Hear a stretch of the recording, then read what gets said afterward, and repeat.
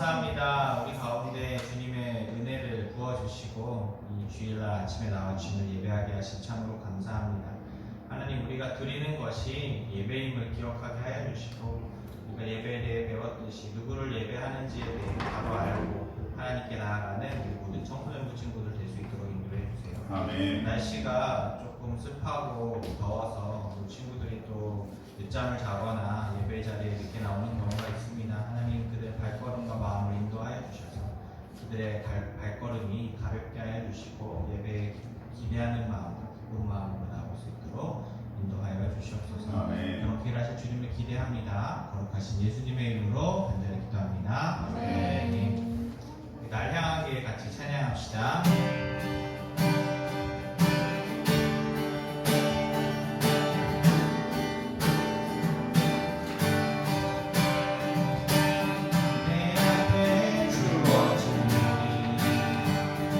매일의 삶을 살다가 보면 그곳에 나를 향한 계획 섭리가 있다네.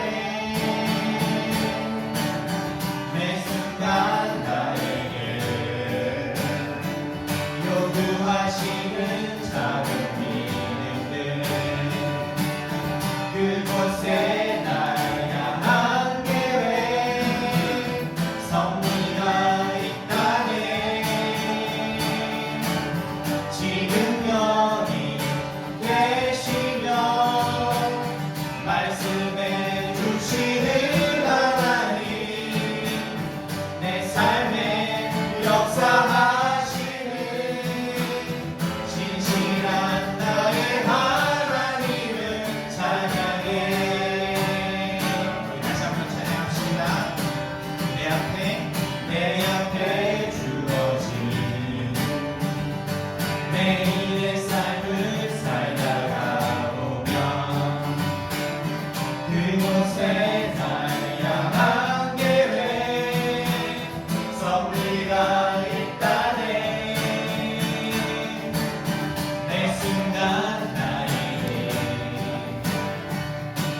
요구하시는 자유 믿음들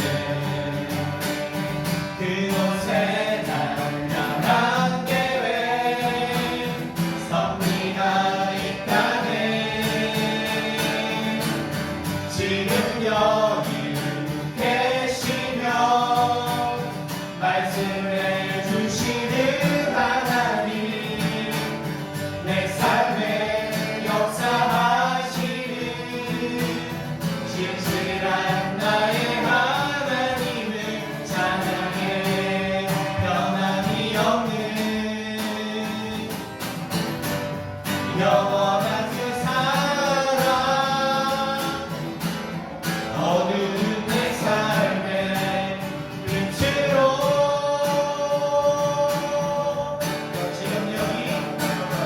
지금 여기 계시며 말씀해 주시는 하나님 내 삶에 역사하시는 진실한 나의 하나님을 자 지금 여기 계시며 말씀해 주시는 하나님 내 삶에 역사하시는 진실한 나의 하나님을 찬양해. 신실한 나의 하나님을 신실한 나의 하나님을 찬양해. 아멘. 우리 이 시간 어두운 날 다 지나고 해서 캠프 주제가죠. 캠프 주제가는 다 알고 캠프 참여했으면 좋겠어요. 우리 같이 어두운 날 지나고 찬양합시다.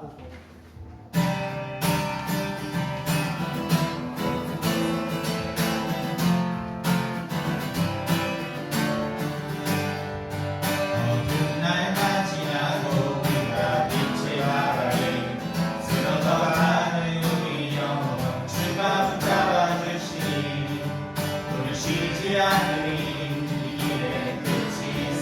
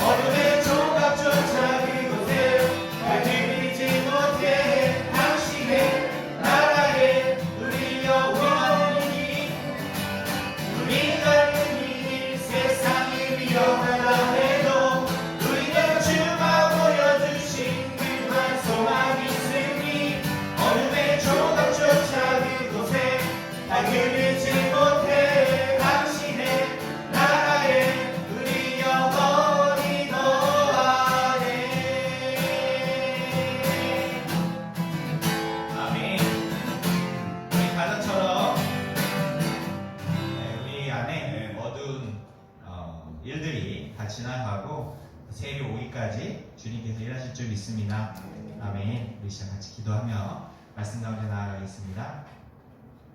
하나님 감사합니다. 오늘 또한 주일을 맞이하여서 주님 말씀 들으러 이 자리에 나왔습니다. 우리가 말씀을 통하여 하나님의 뜻이 무엇인지 분별하고 또 신중을 기하며 또 그 가운데에 하나님께 지혜를 구하고 자비를 갖고 경건의 삶으로 나아갈 수 있도록 하나님께서 인도해 주시고 또 말씀 가운데 우리 친구들에게 지혜를 주셔서 듣는 귀를 허락하여 주셔서 하나님의 말씀을 잘 듣고 각자의 마음에 새겨 삶 속에 드러낼 수 있도록 인도하여 주시옵소서. 거룩하신 예수님의 이름으로 간절히 기도합니다. 아멘. 예, 우리 캠프 주제 기억하고 있죠? 캠프 주제가 뭐였죠? 나는 믿음의 사람. 우리 저기 초등부 열심히 활동하는. 네, 진실로였죠. 진실로. 무슨 진실로예요? 네, 신앙의 여정 진실로. 조금 관심이 가지면 충분히 알 수 있지만, 입을 다 다물고 있는 친구들인데 괜찮아요. 뭐라고요? 신앙의 여정 진실로. 네, 우리 캠프를 하려는 목적이 뭘까요? 침묵. 침묵도 중요하죠. 또 뭐가 있어요? 뜨겁게 배우기. 뜨겁게 배우기. 다시 배울 때가 하나님 두 번째 캠프의 가장 큰 목적은 캠프는 집중에 대한 마음이 있어요. 하나님에 대해 집중할 수 있는. 우리가 이제 삶 속에서는 사실 여러분들 주변에 너무 많은 것들이 많잖아요. 사실 신앙에 대해 집중하는 게 쉽지가 않아요. 무엇을 하나 고민해 보는 것도 쉽지가 않고 또 뜨겁게 하나님만을 생각하는 것도 쉽지가 않습니다. 그러나 2박 3일의 캠프를 통하여서 내가 그 시간 하나님께 좀 집중하겠다는 마음을 갖는 것이 가장 중요하겠죠. 그런 마음으로 캠프를 좀 마음에 기대하는 마음을 가졌으면 좋겠어요. 캠프 때 또 말씀은 또 어떡하지? 찬양 또 어떡하지? 재밌게 놀기만 하면 좋을 텐데 이런 마음보다도 이번 캠프를 통해서 나의 삶에 어떤 변화가 있으면 좋겠다. 캠프를 통하여서 나의 신앙의 성장이 일어났으면 좋겠다라는 마음을 잘 품고 갔으면 좋겠어요. 우리 오늘 말씀 다시 한번 보겠습니다. 네, 오늘 말씀은 마태복음 7장 13절 말씀, 13절 14절 말씀이에요. 네, 같이 한번 보겠습니다. 시작. 좁은 문으로 들어가라. 멸망으로 인도하는 문은 크고 그 길이가 넓어 그리로 들어가는 자가 많고 생명으로 인도하는 문은 좁고 길이 협착하여 찾는 자가 적입니다. 아멘. 내 믿음을 보이라. 우리 같이 프로젝트 구호 한번 외쳐봅시다. 내 믿음을 보이라. 행함으로. 아멘. 믿음 강력 같이 합시다. 하나, 우리는 그리스도인이다. 둘, 우리는 믿음을 행함으로 드러내어 우리의 믿음을 증명한다. 네, 아멘. 얼버무리는 친구가 살짝 있는 것 같았어요? 아니죠? 네. 우리는 2023년도 행함으로 우리의 삶으로 드러내어서 우리가 하나님의 자녀인 것과 예수님을 믿는 그리스도임을 드러낼 것이라고 하였죠. 이번 청소년부 여름캠프 주제는 신앙의 여정 진실로입니다. 이 종 번연의 철로역정을 테마로 하는 것이죠. 그래서 철로역정 뜻이 뭐였어요? 혹시 기억나는 친구 있어요? 지난주에 나왔는데? 네, 철로. 어려운 길. 자, 하늘천 길로자, 진할역 길정자죠. 그래서 번역하면 뭐예요? 천국으로 가는 여정이라는 뜻입니다. 고난 많이 있다고 생각하면 안 돼요. 철로역경이 아니라 철로역정이라는 것을 꼭 기억하셔야 됩니다. 예, 이 책이 누가 쓴 거라고요? 종본현 목사님이 복음을 전하다가 감옥에 갇히게 되었죠. 그리고 그 가운데서 어떤 꿈을 하나 꾸는데 그것을 모티브로 하여서 사람들에게 이런 꿈 내용에 대한 것을 좀 성경적인 말씀을 넣어서 위로도 해주고 이런 가운데에 있는 사람들에게 도움을 주었으면 좋겠다라는 책으로 쓴 것이에요. 그래서 이 책은 많은 그리스도인들의 삶의 여정 속에서 겪은 상황들을 우화로 아주 재밌게 표현해 놓았기 때문에 재미도 있고 생각할 거리들이 굉장히 많아요. 그래서 책을 읽으면 여러분들이 단순히 재밌어 재미없어 이런 느낌이 아니라 생각할 거리들이 안에 엄청 많이 있다는 것이죠. 그래서 그것을 찾아서 생각하는 재미가 꽤 많이 있습니다. 그래서 우리는 이번 캠프의 테마를 이 철로역정으로 잡고 우리 신앙에서 겪었거나 겪을 만한 상황들 또는 이미 지나간 문제들에 대해서 고민해보는 시간을 좀 가질 거예요. 그래서 철로역정을 한번 시작해보자고 했었죠. 그래서 정리해야 될 것에 대해서 이야기했습니다. 첫 번째 기억해야 될 것은 바로 우화라는 거예요. 진리가 아닙니다. 이것이 무슨 말인지 알고 있죠? 예. 성경과 같이 진리가 아니라 우화의 내용이라는 것을 기억해야 되고, 또 철로 역정의 순서는 중요하지 않아요. 멸망의 문으로부터 시작해서 좁은 문 통과 이렇게 가는 그런 여정에 그 시간적인 생각을 해서는 안 돼요. 또한 공간적인 생각도 그렇게 많이 중요하진 않습니다. 그거 기억하셔야 돼요. 다음 철로 역정을 나눌 때에 지명과 이름에 대해서는 좀 관심을 가져야 되고, 또 이 철로 역정은 성경의 말씀을 인용하여서 사용되었기 때문에 그런 구절들을 찾아보는 것도 큰 재미일 거예요. 그래서 여정은 이렇게 시작돼요. 멸망의 도시에서부터 시작해가지고 절망의 수렁, 율법의 언덕, 빛나는 문, 해설자의 집, 십자가의 언덕 쭉 지나가서 이렇게 S자를 크게 그리고 있죠. 그래서 결국에 천국에 도달하는 것까지의 여정을 담고 있습니다.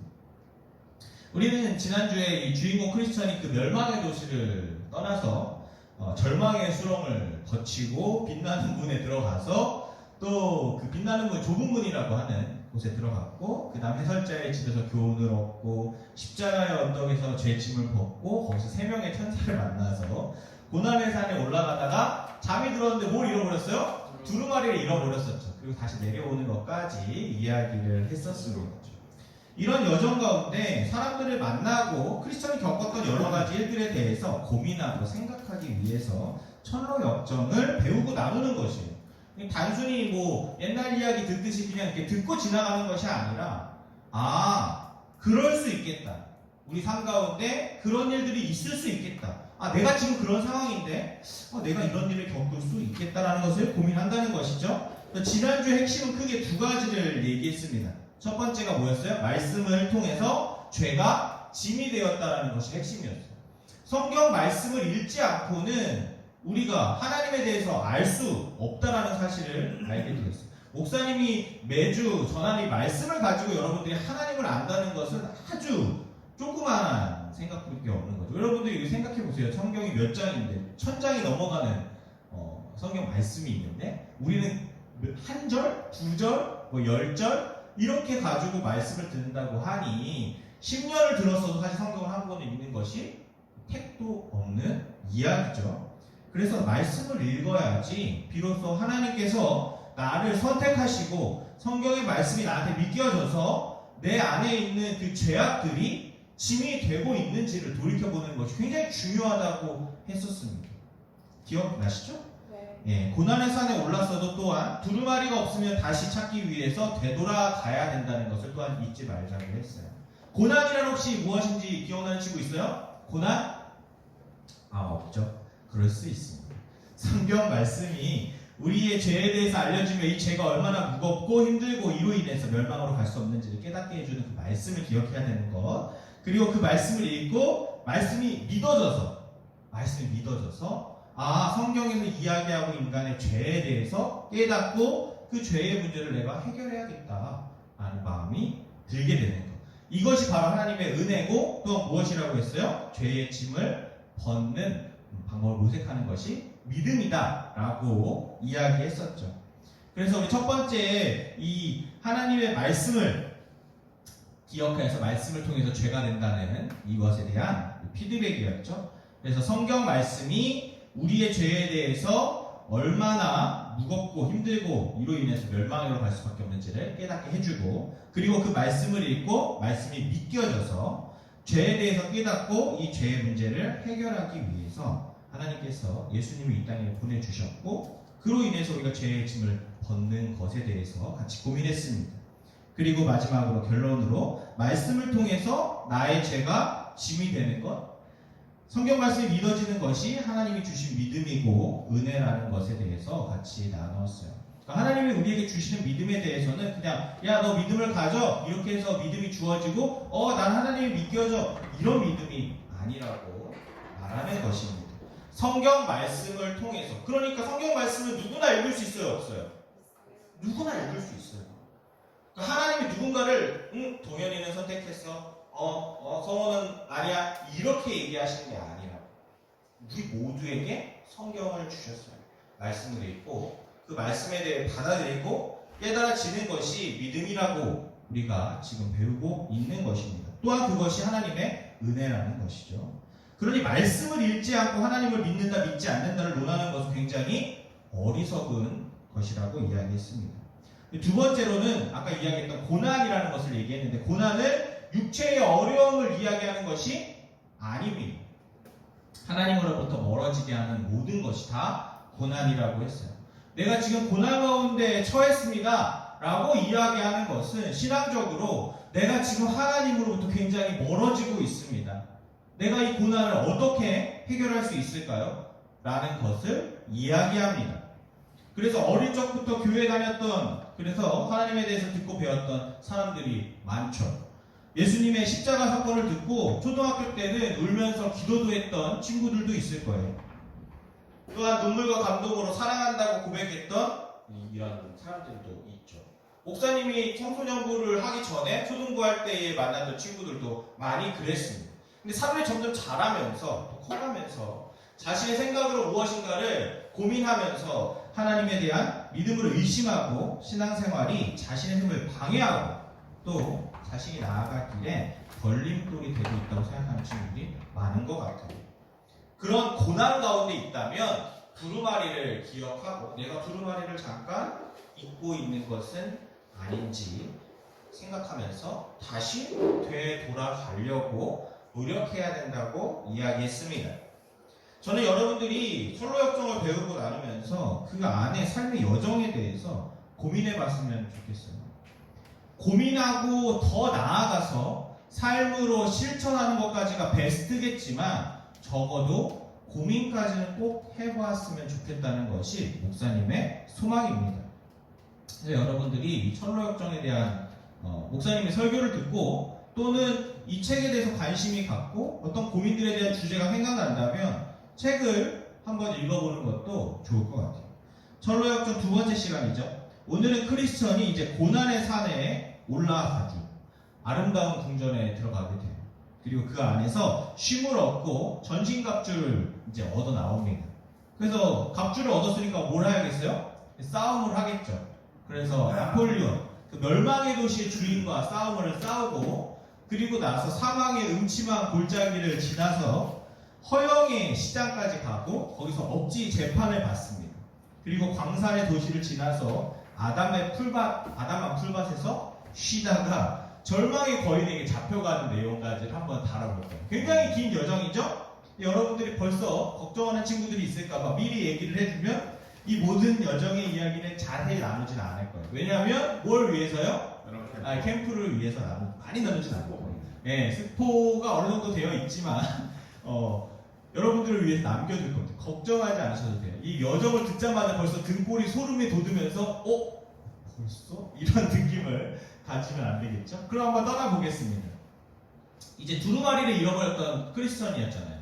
그가 다시 두루마리를 찾아가지고 이제 아름다운 궁전이라는 곳을 가게 돼요.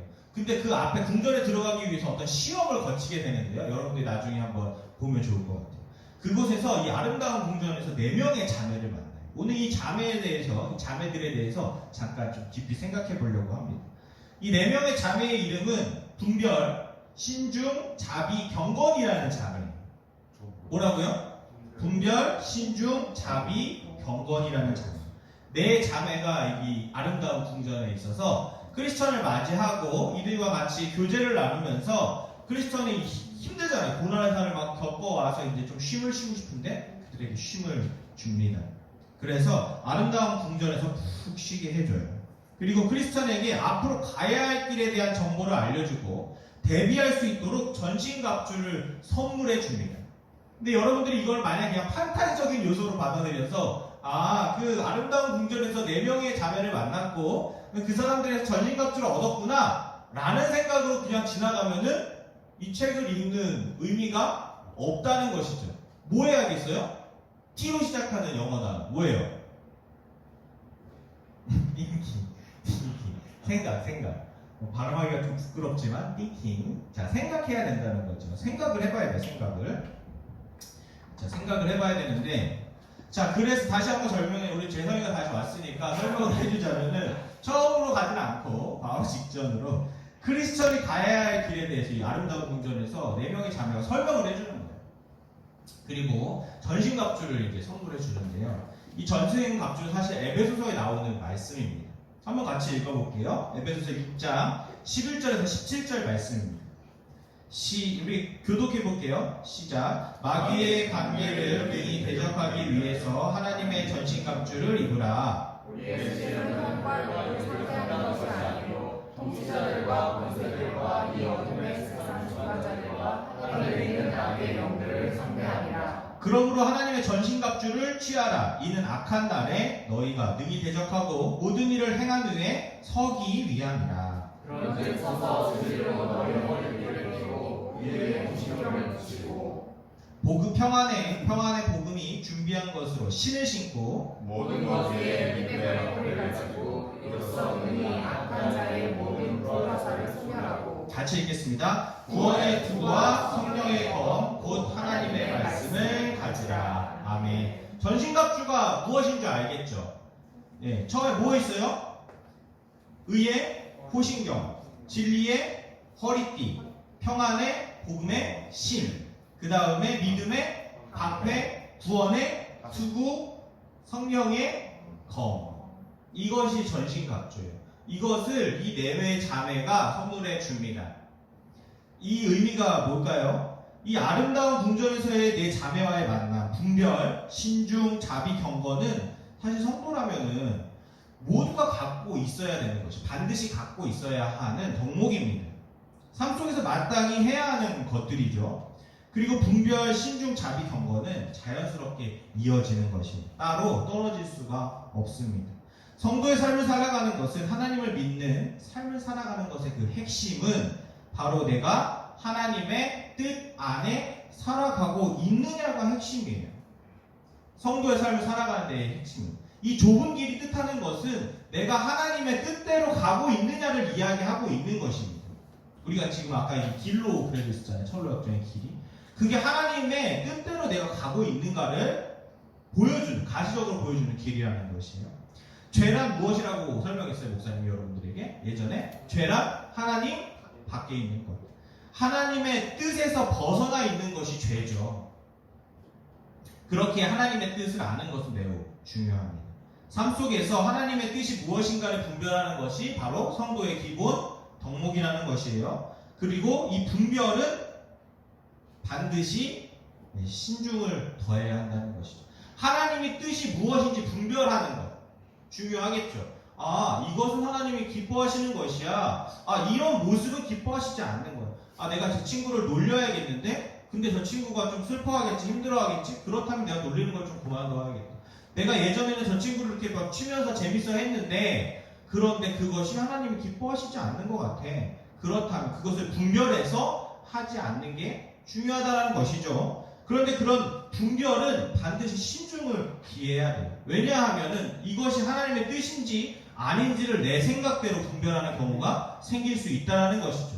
그렇기 때문에 반드시 신중을 기해야 합니다.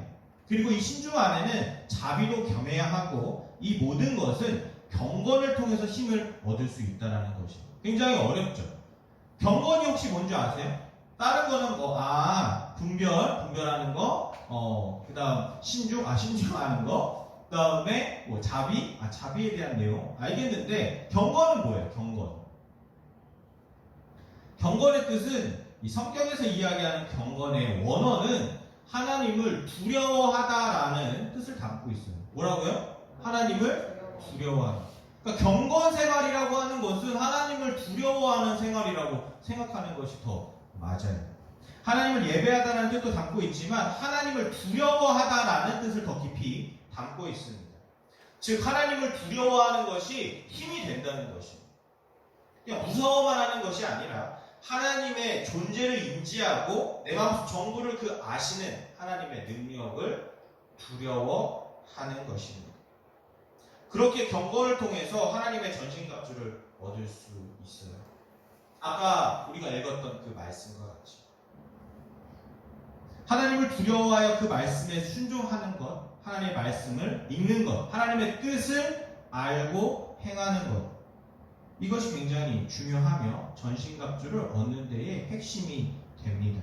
그리고 그 하나님이 우리의 왕이시며 아버지가 된다는 사실은 우리의 전신갑주를 더욱 강하게 만들어줄 수 있죠. 그렇게 얻은 전신갑주를 얻고 이제 아름다운 궁전에서 벗어나니 멸망의 도시의 군주 아폴리온이 크리스천을 찾아옵니다. 왜 찾아올까요? 그가 멸망의 도시를 벗어났으니까.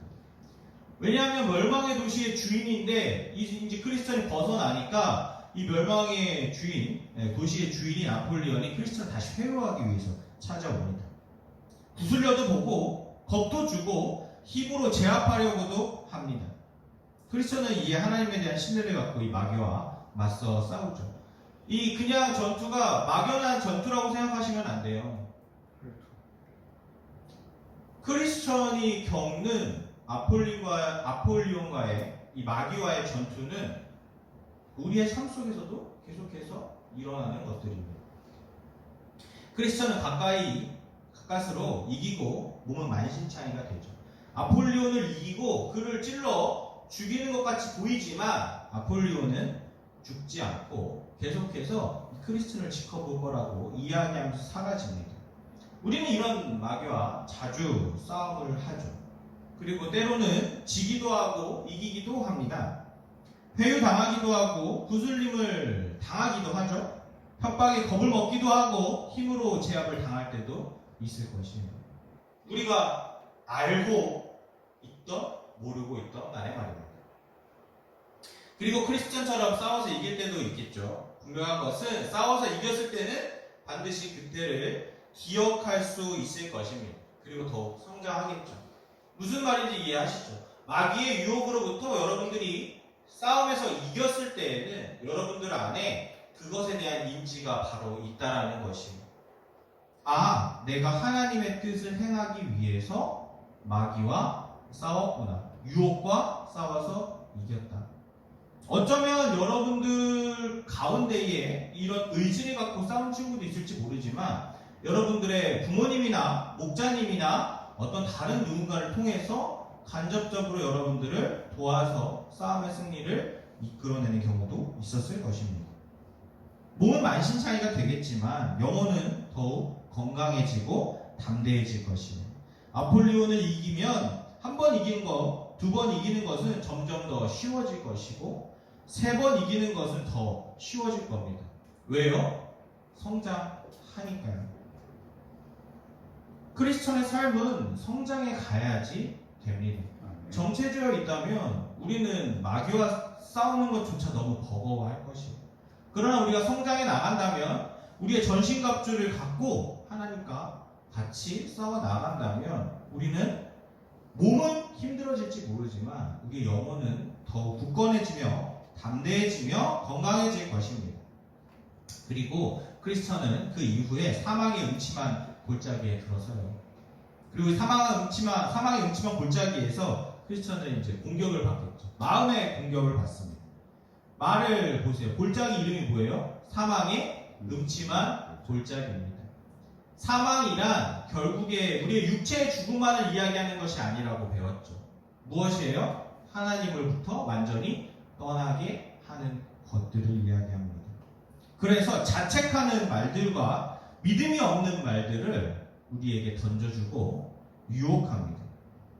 하나님에 대한 믿음에 대해 불신하는 말들을 던져줘요. 세상의 가치를 높이는 말을 이야기해줍니다.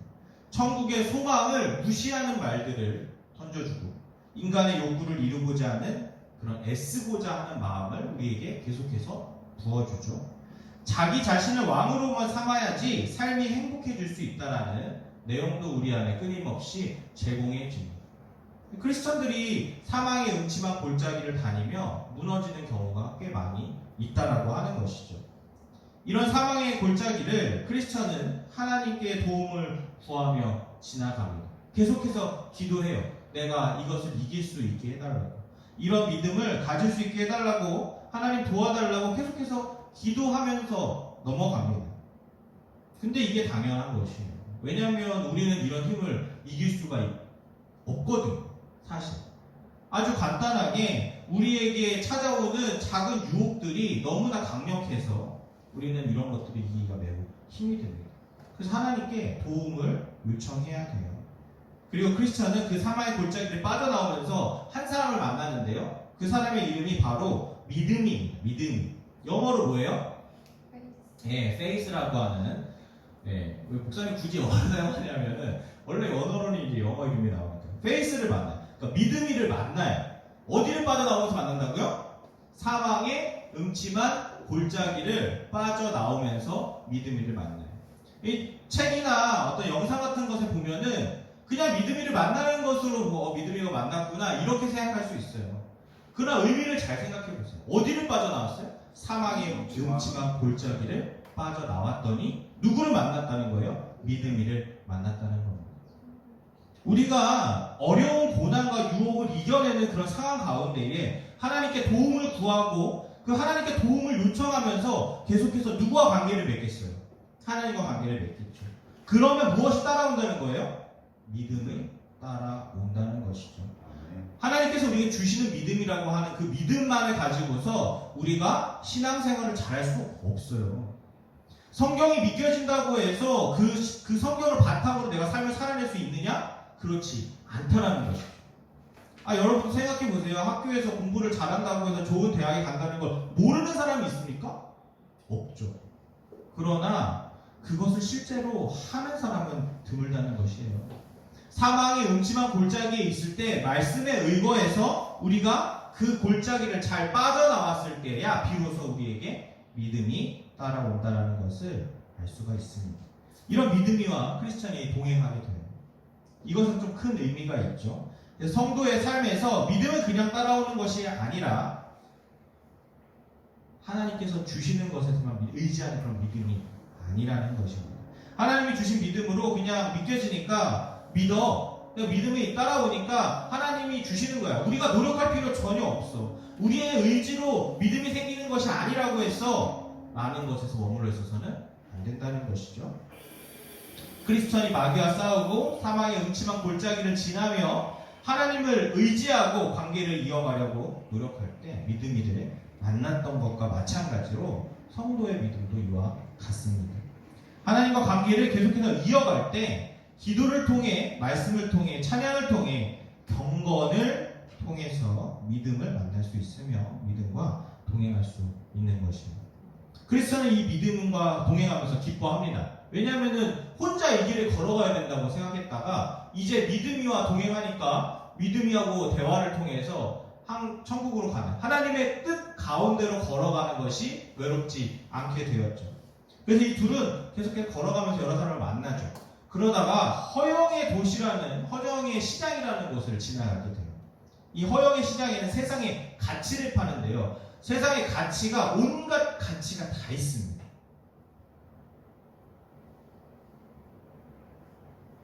세상에서 중요하다는 것들을 모두 팔고 있어요. 자기 자신을 위한 삶에 필요한 모든 것을 팔고 있습니다. 그러니까 돈도 팔게도 명예도 팔 수 있겠죠. 어떤 재능을 팔 수도 있겠죠. 여러 가지 세상에 가득한 가치들을 팔아요. 그러나 이곳에는 하나님의 가치는 없습니다. 이것에 대해서 크리스천과 믿음이는 이 복음 전도자라는 사람을 통해서 이것에 대한 소식을 들어요. 미리 듣습니다. 조심해야 된다. 허영의 도시에 가면은 이런 것들을 파니 너네들이 조심해야 돼. 라고 이야기를 하게 되죠. 그래서 그 이야기를 듣고서 크리스천과 믿음이는 이 도시에서 아무것도 사지 않습니다. 그러니까 아무것도 사지 않는 이 크리스천과 믿음이를 보고 세상 사람들, 거기 있는 허영의 시장 사람들이 신고해요. 저는 우리 도시에 와가지고 아무것도 사지 않는다. 이 시장에 와가지고 아무것도 사지 않는다. 그러니까 억지 재판을 받게 되죠. 근데 판사의 이름이 뭐예요? 선을 증오하는 자라는 검사, 판사의 이름이 있어요. 나중에 증인들도 나오는데 사실 책에서는 이 증인들의 이름이 되게 웃깁니다. 뭐 질투도 있고 여러 가지 배음암동이라는 사람도 있고 많은 그 증인들이 나와요. 그래서 이들의 재판의 결과는 결국에 사형이에요. 아무것도 사지 않았다고 사형에 당하게 되죠. 그래서 믿음이와 크리스천은 재판에 타형을 당하게 되는데요. 믿음이는 화형을 당하고 거기서 순교하게 됩니다. 이때 하나님께서는 믿음이를 이제 죽었잖아요. 화형을 당해서 죽은 믿음이를 천국으로 이렇게 데리고 올라가시는 것을 크리스천이 목격하게 돼요. 이제 크리스천은 믿음이를 잃었어요, 안 잃었어요? 잃었죠. 이거 좀 생각해봐야 되는 문제 아닙니까? 크리스천이 허영의 시장에서 아무것도 사지 않았더니 믿음이를 잃었어요. 그들의 재판에 의해서. 그리고 이 믿음이를 하나님께서 데려가시는 것을 크리스천이 보고 천국에 대한 무엇을 품을까요? 소망을 품게 되죠. 그래서 크리스천이 형이 집행이 이루어질 때 소망이라는 사람이 나타나요. 그래가지고 크리스천을 도와주라게 돼요. 소망이의 도움으로. 허영의 시장에서 사실 죽을 뻔했는데 세상의 가치로 인해서 하나님을 떠나 죽을 수밖에 없는 상황 가운데 있어서 믿음을 잃어버렸는데 이들 가운데 하나님께서 소망을 보내주셔서 소망이가 이 크리스천의 탈출을 돕습니다. 그래서 둘은 다시 천국으로의 여정을 시작하게 돼요. 이제는 옆에 믿음이가 없고 누가 있어요? 소망이가 있게 되죠. 이 말을 좀 잘 생각해 보세요. 세상에서 믿음을 잃었을 때 해설자의 집에서 목사님이 절망에 대해서 이야기했던 거 혹시 기억나는 친구 있으세요?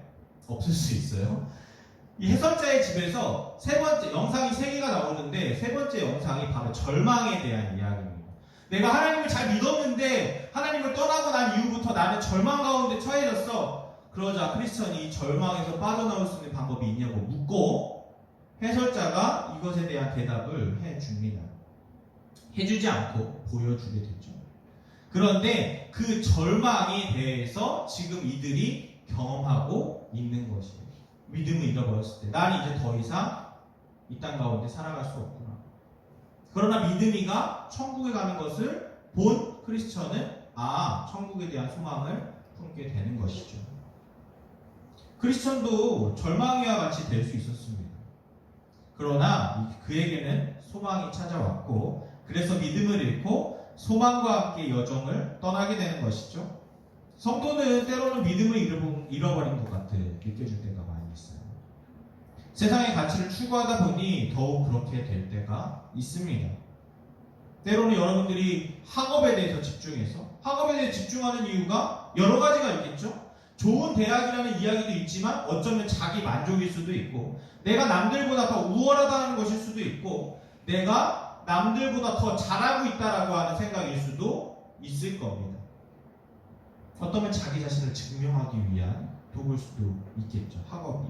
여러 가지 세상의 가치들이 우리 안에 들어올 수 있어요. 그래서 그런 마음 때문에 어쩌면 학업에 대한 그런 마음 때문에 우리는 신앙에 대해서 소홀히 할 때가 많이 있습니다.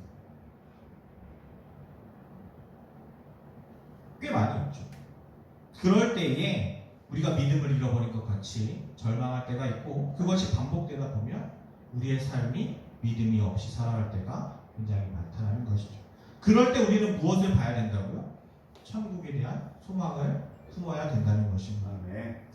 허영의 시장 즉 세상은 우리에게 세상의 가치가 중요하고 그것을 취하기 위해서 노력하고 힘써야 한다고 이야기합니다. 우리의 마음을 뺏으려고 하죠. 믿음을 빼앗으려고 하죠. 실제로 우리의 삶은 신앙생활을 하기에 어려워요. 세상의 가치가 우대받고 또 세상의 가치를 추구하지 않으면 손해보거나 뒤처지는 것 같습니다. 그래서 성도들은 자신도 모르게 세상의 가치와 하나님의 가치를 비교하고 저울질하다가 믿음을 잃어버릴 때가 많이 있다는 것이죠. 생각해보세요. 여러분들도 주일날 예배 드리는 것과 친구들과 놀러가는 것 두 개가 동시에 주어진다고 했을 때에 여러분에게 아무런 강요도 없다면 여러분들은 어떤 걸 선택하냐? 이런 문제가 될 수 있겠죠. 그럴 때는 낙심하거나 좌절하거나 혼란스러워하지 말고 소망을 찾아야 합니다. 그렇게 소망의 도움으로 크리스천은 허영의 시장을 벗어나서 다시금 여정을 시작하죠. 그리고 둘은 광산의 언덕을 지나면서 재물 노인을 만나서 돈에 대한 유혹을 받습니다. 그러나 이제 그 둘은 여기까지 오면서 경험했잖아요. 크리스천은 긴 여정을 짧게 이야기했지만 그 긴 여정을 통해서 이 좁은 길에서 벗어나는 것은 큰일 나는구나 라는 것을 깨닫게 돼요. 그래서 광산 노인이 저쪽으로 가면은 큰 광산이 있어서 돈을 많이 벌 수 있어요 라고 얘기하지만 글로 가지 않습니다. 벗어나지 않아요. 이 좁은 길만을, 하나님의 뜻에 대한 길만을 따라갑니다. 그러다가 계속 걷고 힘들고 빠져나오니까 이제 몸이 지칠 거 아니에요? 그래서 보니까 저쪽에 풀밭이 있는 거예요. 아담한 풀밭이. 거기서 누워서 잠깐 쉬어가려고 하고 마음이 생겨서 그 아담의 풀밭에 가서 잠깐 눈을 붙입니다. 그리고 눈을 붙이고 눈을 뜨니 절망의 거인이 이 둘을 납치해 가기 시작해요. 그래서 의심의 성으로 끌려가서 감금당합니다. 이 아담의 풀밭 역시 아담한 풀밭 역시 좁은 길에서 벗어나 있었기 때문이죠. 우리는 어떻게 보면 신앙의 길을 가다가 나 지금 신앙생활을 참 잘하고 있어 라는 생각을 가질 때도 있을 거예요. 그리고 저기 보이는 저 아담한 풀밭에서 잠깐 쉬어가자. 저기 뭐 특별한 이름도 아니야. 절망의 뭐 수렁도 아니고 고난의 산도 아니고 그냥 아담한 풀밭, 아무것도 아닌 잠시 쉬어갈 수 있는 곳이라고 느껴지는 걸 수도 있어요. 그러나 그 가운데서 잠깐 졸았던 크리스찬과 소망이는 결국에 절망의 거인에게 끌려서 의심의 성으로 붙잡혀 가게 되죠. 사랑하는 늘사랑 청소년부 여러분, 오늘도 이 철로 역정의 긴 여정 가운데 짧게 간추린 이야기를 나누었어요. 그리고 오늘도 그 여정 가운데 생각할 거리가 꽤 많이 있었다는 것을 여러분들은 알 수 있을 겁니다. 목사님은 크게 두 가지만 이야기했지만 이 안에 많은 사람들을 만나고 더 생각할 거리들이 많아요. 우리가 그냥 책을 읽으면 지나갈 수 있는, 영상을 보면 그냥 지나갈 수 있는 것들이지만 사실 존 버년이 이 글에 대해서 작성하고 또 편집할 때에 이런 여러 가지 관계들에 대해서 생각을 하고 잘 만들었다는 것을 알 수 있습니다. 자, 우리가 이 모든 것을 배우기에는 시간과 마음을 확보하기가 힘들다고 이야기했었죠. 그래서 캠프를 통해 조금 더 여러분들이 시간을 사용하고 생각할 수 있도록 배려하려고 합니다. 그리고 오늘 말씀에서 여러분들이 목사님 두 가지를 이야기했다고 하는데 혹시 기억나는 게 있습니까? 기억나는 게 없더라도 이거 하나만은 꼭 가져가야 된다는 것이죠. 내 자매의 이름이 무엇이라고요? 분별, 신중, 자비, 경건입니다. 그리고 전신갑주에 대한 이야기를 했어요. 성도는 하나님의 뜻을 분별하는데 신중을 기하고 또한 그 안에 자비를 가지고 있어야 합니다. 이 자비란 하나님의 자비를 이야기하는 것입니다. 내가 너에게 자비를 베푸는 것이 아니라 하나님께서 우리에게 베푸시는 자비를 말합니다. 겸손한 마음을 가져야 한다는 것이죠. 그리고 하나님을 두려워하는 경건으로 하여금 우리가 하나님의 전신갑주를 취할 수 있어야 한다는 것이에요. 하나님을 예배하는 것은 하나님을 두려워하지 않고는 예배할 수 없습니다. 경건한 생활이라고 하는 것은 하나님을 두려워하는 마음을 이라는 것을 꼭 기억했으면 좋겠어요. 그리고 아폴리온과의 신앙의 전투, 그리고 믿음과 소망에 대해서 나누었습니다. 오늘 들은 말씀을 좀 마음에 새기고 집으로 가면서 흘리지 않았으면 좋겠어요. 그리고 철로 역정에 대한 관심과 흥미가 좀 생겼으면 좋겠습니다. 여러분들이 관심이 있다면 책을 한권 사보시는 걸 추천드려요. 12,500원입니다. 알라딘에서 구입할 수 있어요. 존 버년이 지은 이 철로 역정의 원작은 읽기가 좀 버거울 수 있습니다. 목사님이 원작을 좀 읽어보고 있는데 너무 어려운 단어들과 딱딱한 문체가 많아요. 그러나 이 좀 더 이해하기 쉽도록 게리 슈미트 씨가 리마커블 철로 역정이라는 책을 썼습니다. 책에 대한 광고가 아니라 이런 책이 있다는 것을 여러분들이 시간 많잖아요. 이제 방학해서 책을 한번 읽어봤으면 좋겠다는 것입니다. 여름 캠프에 가기 전에 기회가 된다면 시간을 내서 한번 꼭 읽고 가기를 권합니다.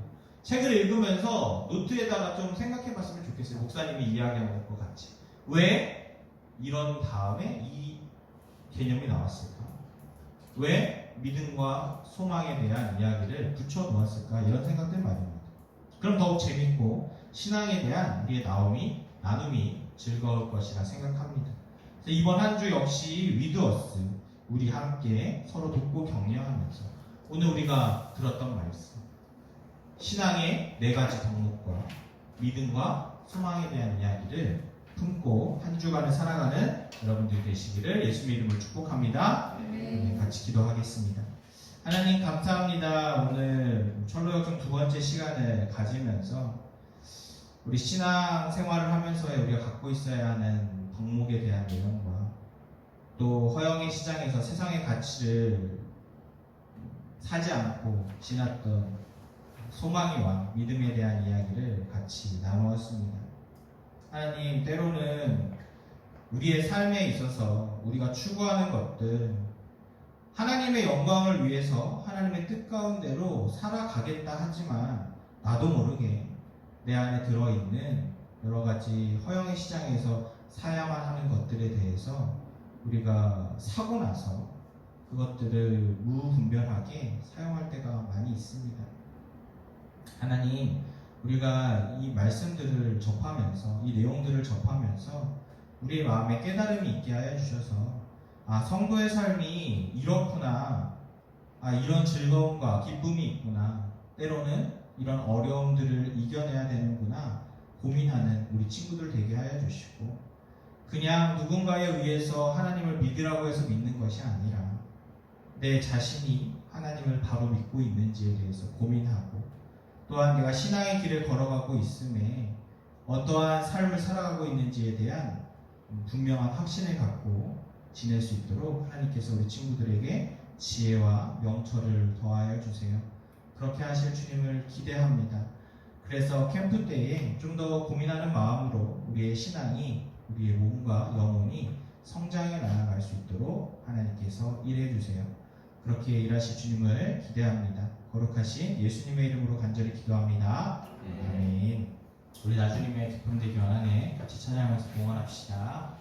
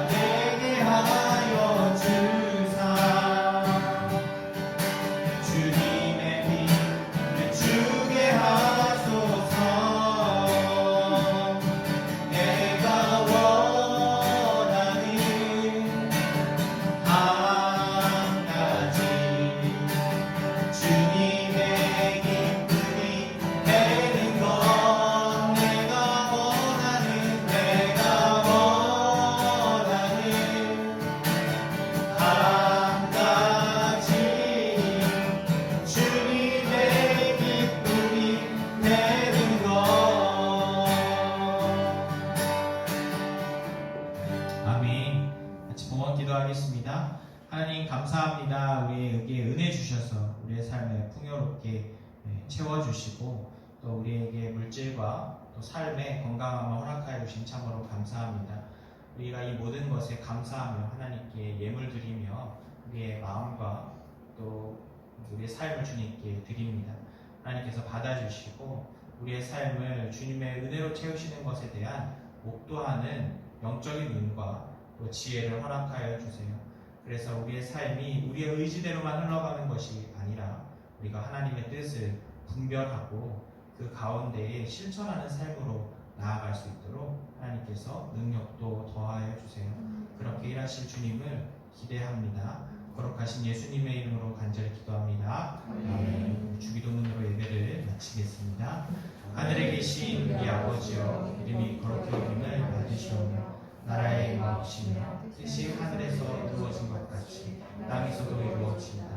오늘날 우리에게 일용할 양식을 주시옵고 우리가 우리에게 죄 지은 자를 사하여 준 것 같이 우리 죄를 사하여 주옵시고 우리를 시험에 들게 하지 마옵시고 다만 악에서 구하옵소서. 나라와 권세와 영광이 아버지께 영원히 있사옵나이다. 아멘.